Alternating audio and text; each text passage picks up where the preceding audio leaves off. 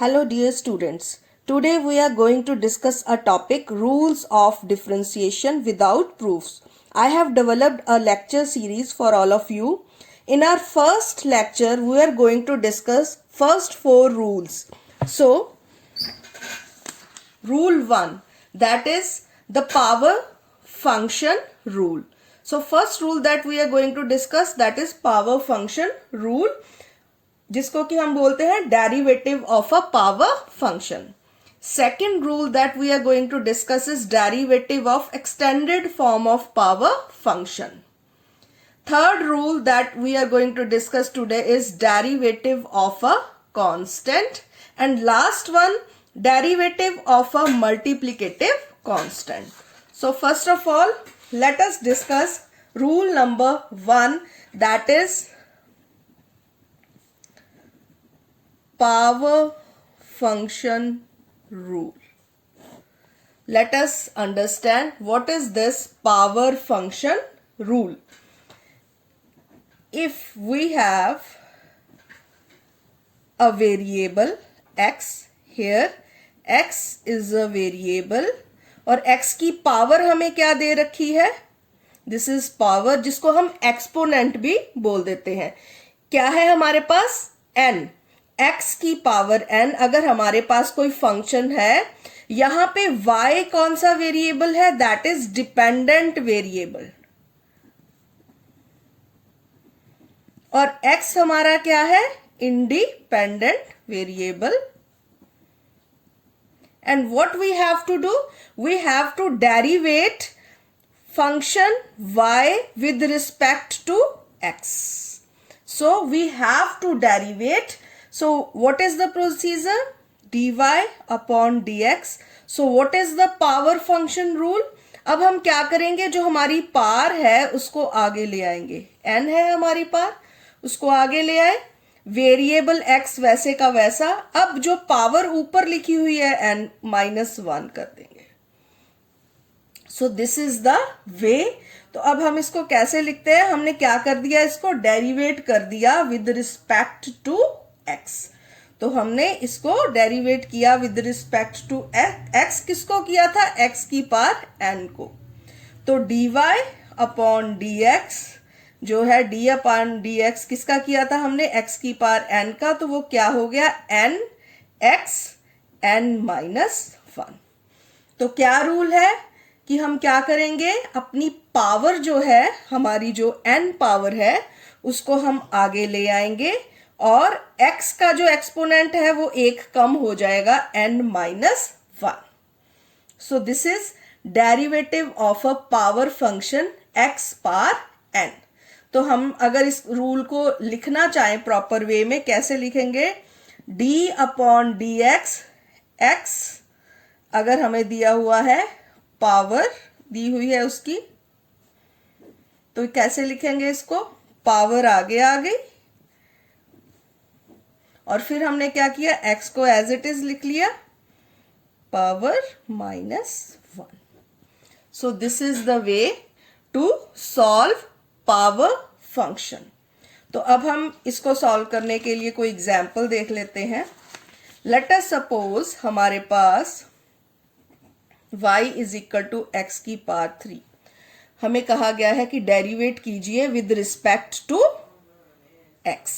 तो सबसे पहले क्या लिखना होता है, dy upon dx, d upon dx with respect to x करना है, x की पावर 3. अब पावर फंक्शन जो है वो हमें क्या कहता है, what we have to do, what we have to do now, हमारी जो ये पावर है वो कहाँ आ जाएगी, आगे आ जाएगी. वेरिएबल हमारा एज इट इज हम लिख लेंगे, और पावर जो ऊपर एक्सपोनेंट की फॉर्म में है वो -1 हो जाएगा. यानी कि क्या था हमारा x की पावर n का फॉर्मूला, n x n-1. तो यहाँ n हमारा क्या है, 3. तो हम 3 को आगे लिख दिया हमने, x n-1. तो ये आ गया हमारा 3x² इज आवर आंसर. एक और एग्जाम्पल ले लेते हैं. मान लीजिए y is equal to x की पावर 3/2. इसको कैसे सॉल्व करेंगे? Same procedure, dy upon dx, 3 upon पहले एक स्टेप में छोड़ रही थी, वो नहीं छोड़ते, सीधा पहले लिखते हैं d upon d x of x की पावर 3 अपॉन 2। तो क्या आएगा अब?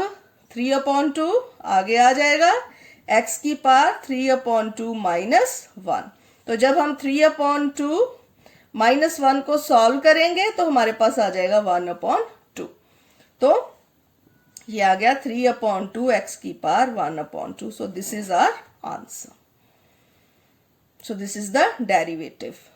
तो ये दो एग्जाम्पल्स मैंने, ये फर्स्ट एग्जाम्पल है, ये सेकंड एग्जाम्पल है। एक और एग्जाम्पल कर लेते हैं फॉर सिंप्लिसिटी रीजंस, क्योंकि ये बेस है और बिल्कुल ही स्टार्टिंग पॉइंट है हमारा। तो एक और एग्जाम्पल देख लेते हैं। अगर हमारे पास y is equal to 1 upon x की पावर 3 है, तो इस केस में हम क्या करेंगे? तो क्या करेंगे इस केस में हम? What we will do? सबसे पहले हम देखेंगे ये क्या है, 1 अपॉन एक्स की पावर 3 है, तो हम इसको ऊपर ले जाएंगे तो पावर क्या हो जाएगी? नेगेटिव। तो y is equal to x की पावर, ये -3 में कन्वर्ट हो गया। क्यों? क्योंकि हम अपने वेरिएबल को ऊपर लेकर गए तो पावर हमारी नेगेटिव हो गई। तो अब next procedure same, dy upon dx क्या होएगा? d अपॉन dx ऑफ किसका निकालना हमने? x की पावर -3 का। तो क्या करेंगे? -3 आगे आएगा, x की पावर -3 -1। तो ये क्या आ गया? -3 x की power -4। So this is our answer. एक और एग्जाम्पल लेते हैं, ये थर्ड एग्जाम्पल हो गया। फोर्थ एग्जाम्पल ले लेते हैं। मान लीजिए हमें अंडर रूट में है हमारा variable, under root of x। तो इस केस में क्या करेंगे? हमें पता है अंडर रूट क्या होता है? x की पावर 1 अपॉन 2। तो हम क्या करेंगे? dy upon dx is equal to d upon dx of किसका? x की पावर 1 अपॉन 2। रेस्ट प्रोसीजर आपको पता है, 1 अपॉन 2 माइनस 1। तो ये हमारे पास क्या आएगा? 1 अपॉन 2 x की पावर -1 अपॉन 2। इसको हम ऐसे भी लिख सकते हैं, या हम अब क्या करें? x की पावर -1/2 है, तो इसको नीचे ले जाते हैं। अगर नीचे ले जाएंगे तो क्या आ जाएगा? प्लस, अभी -1/2 है तो ये क्या आ जाएगा? x की पावर 1 अपॉन 2। दैट मीन्स हम इसको लिख सकते हैं 2 under root x। So this will be the second way जिसमें कि हम इसको लिख सकते हैं। So this is the rule 1 जो अभी हमने डिस्कस किया। अब हम सेकेंड रूल करने जा रहे हैं। सेकेंड रूल क्या है हमारा? सेकेंड रूल है derivative of extended form of power function.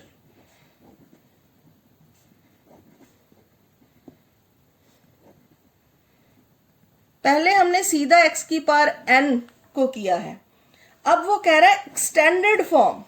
तो एक्सटेंडेड फॉर्म में अभी हम फॉर सिंप्लिसिटी रीजन हम ले रहे हैं ax प्लस b। तो ये क्या है हमारा? दिस इज अ पॉलिनोमियल जो कि फर्स्ट डिग्री पॉलिनोमियल है, जिसमें x की जो डिग्री है वो क्या है? 1। तो यहां पे एक्सटेंडेड फॉर्म में क्या है? ये a भी कांस्टेंट है, b भी कांस्टेंट है, ax प्लस b की पावर n। तो ये क्या है हमारा? जो हमारा बेस फंक्शन है, it is a first degree polynomial in x। Okay, तो अब हमने जब y is equal to ax plus b की पावर n को डेरिवेट करना है, तो what will be the formula? c dy upon dx वैसे ही आएगा। फिर हम क्या करेंगे? ये पूरे के पूरे फंक्शन को अब हमने डिफरेंशिएट करना है। तो अब क्या आएगा इसमें बेटा? वेरी इंपॉर्टेंट, ये जो पावर है आगे आ जाएगी, सबसे आगे n। उसके बाद एज इट इज हमने अपने सारे फंक्शन को लिख देना है ax प्लस b, लेकिन ऊपर जो पावर है वो क्या आ जाएगी? n minus 1। नेक्स्ट स्टेप क्या करना है? अब हमने विद इन ये जो हमारा ax पॉलिनोमियल है, इसको पॉलिनोमियल के अंदर जो वेरिएबल x है उसके साथ जो हमारे पास कॉफिशिएंट है उसको लिख देना है, यानी कि उसको डेरिवेटिव ले लेना है। और ax का डेरिवेटिव x चला जाएगा तो क्या रह जाएगा, हमारे पास सिर्फ रह जाएगा a। दैट मीन्स क्या किया हमने, ध्यान से देखिए, ये था हमारे पास पॉलिनोमियल फर्स्ट डिग्री का, तो हमने क्या किया, पावर फंक्शन जो n था उसको आगे ले आए, ये एज इट इज लिख दिया सारे का सारा n-1, और आगे मल्टीप्लीकेबल किसके साथ होगा, जो हमारे पास अंदर x के साथ हमारा जो कॉफिशिएंट है उस हिस्से का हम फिर से डेरिवेटिव लेंगे और वो आ जाएगा हमारे पास a। So this is the वे। इसको अगर हमने रूल को लिखना हो तो कैसे लिखेंगे, d/dx, अगर हम कर रहे हैं ax प्लस b और उसकी पावर हमारे पास दिया हुआ है, ये दिया हुआ है, हम dy/dx कर रहे हैं, तो किसका कर रहे हैं, दिस फंक्शन का। तो ये हमारे पास दिया है, तो हम क्या करेंगे, व्हाट इज द, सबसे पहले क्या आएगी, पावर, पावर लिखेंगे, फिर उसको मल्टीप्लाई करेंगे किसके साथ, ax plus b, as it is आ जाएगा हमारा फंक्शन पावर -1, ऊपर क्या आ जाएगा, n-1, power -1 into coefficient of x, यानी कि x का जो भी कॉफिशिएंट होगा, यहां कॉफिशिएंट क्या था, a, तो हमने a को लिख दिया था। So this is the way to solve derivative of extended form of power function. इसको भी हम एक एग्जाम्पल के द्वारा देख लेते हैं। चलो जी, एग्जाम्पल 1 देखते हैं इसकी। y is equal to 2x minus 5 की पावर 3। तो कैसे करेंगे अब हम इसको, dy/dx of this function. What is the step, सबसे पहले क्या लेके आएंगे, पावर को नीचे लाएंगे, सबसे आगे लिख देंगे, फंक्शन को एज इट इज लिख देंगे, और ऊपर पावर क्या हो जाएगी इसकी, एक लेस इनटू किसके साथ करना है, कॉफिशिएंट 2x। अब x के साथ कॉफिशिएंट क्या लगा है, 2, तो क्या आ जाएगा 2। तो क्या आ जाएगा हमारा आंसर 3, 2x माइनस 5 की पावर 2 इंटू 2, या इसको लिख सकते हैं, ये 2 यहां मल्टीप्लाई हो जाएगा, 6 2x माइनस 5 की power 2। So this is our answer. एक और एग्जाम्पल ले लेते हैं, एग्जाम्पल 2 ले लेते हैं। हमारे पास है, मान लीजिए y is equal to 5 minus 3x की पावर 6। तो क्या करेंगे इसमें, अब हम dy/dx कैसे आएगा, d/dx of 5 minus 3x power 6, तो क्या होगा, 6 आगे आ जाएगा, 5 माइनस 3x, अब पावर क्या होगी, 6 माइनस 1 इंटू कॉफिशिएंट क्या है यहाँ पे हमारे पास, -3। साइन का ध्यान रखना है क्योंकि आगे क्या है, -3x है, तो कॉफिशिएंट क्या होगा हमारा, -3। तो ये क्या आ जाएगा हमारे पास, this is equal to -18, 5 minus 3x की power 6 minus 1 5। This will be the answer. So this is the way to solve rule 2, derivative of extended form of power function। तो अब हम बात करने जा रहे हैं हमारे नेक्स्ट रूल की, दैट इज रूल 3। अब क्या है ये rule 3, derivative of a constant. अगर हमें कोई कांस्टेंट दे रखा है, for example y is equal to, अगर n दे रखा है, या ले लो y, इसकी n को हम एक्सपोनेंट लेते हैं, तो यहां हम ले लेते हैं y is equal to c, मान लो ये दे रखा है कांस्टेंट, तो इसका डेरिवेटिव क्या होगा, dy/dx d/dx ऑफ c, और कांस्टेंट का डेरिवेटिव हमेशा किसके बराबर होता है, 0। तो फॉर एग्जाम्पल अगर हमें दे रखा है y is equal to 3, derivate करो इसको, ये कांस्टेंट है तो आप देखते ही समझ जाएंगे कि dy upon d x of d upon d x of 3 is equal to 0। चाहे ये 7 हो, अगेन हमारा dy upon d x of d upon d x of 7 is equal to 0। So this is the way to solve derivative of a constant. Always remember, derivative of a constant is always equal to 0. कोई भी हो constant, चाहे 3 हो, 7 हो, 9 हो, 10 हो, कुछ भी हो, हमारा डेरिवेटिव क्या आएगा? हमेशा 0. So this was the rule 3. अब हम बात करने जा रहे हैं rule number 4.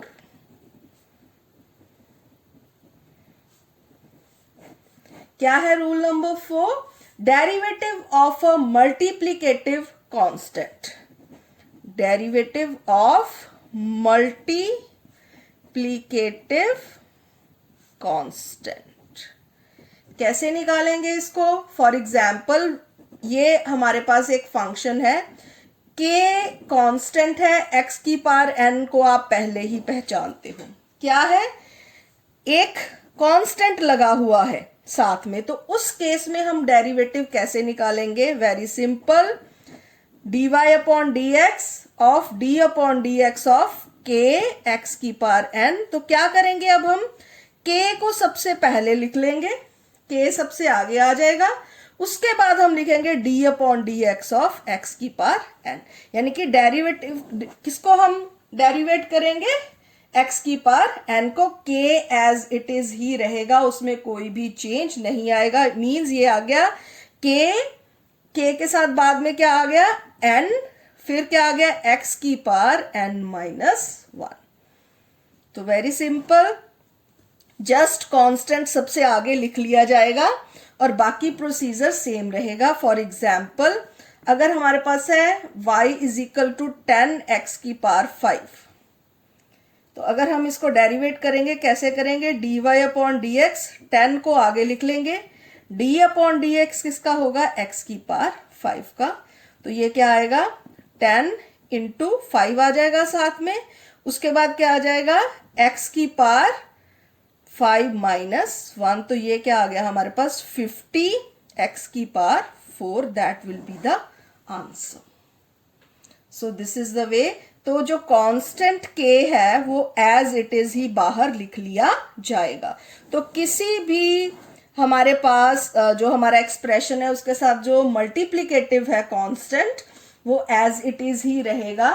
So what the derivative of a constant multiplied by a function is the product of the constant and the derivative of the function. यानी कि वो प्रोडक्ट बनकर साथ में आ जाएगा और एज इट इज रहेगा, उसका डेरिवेटिव नहीं होगा. So these are the 4 rules जो आज हमने स्टडी किए हैं. रूल 1 हमने स्टडी किया है power function rule. Rule 2 derivative of extended form of power function, and rule 3 derivative of a constant, and last one derivative of a multiplicative constant. तो इस लेक्चर सीरीज को हम आगे ऐसे ही जारी रखेंगे. नेक्स्ट लेक्चर में, लेक्चर 2 में, हम आगे के रूल्स जो हैं उसको डिस्कस करेंगे. Thank you.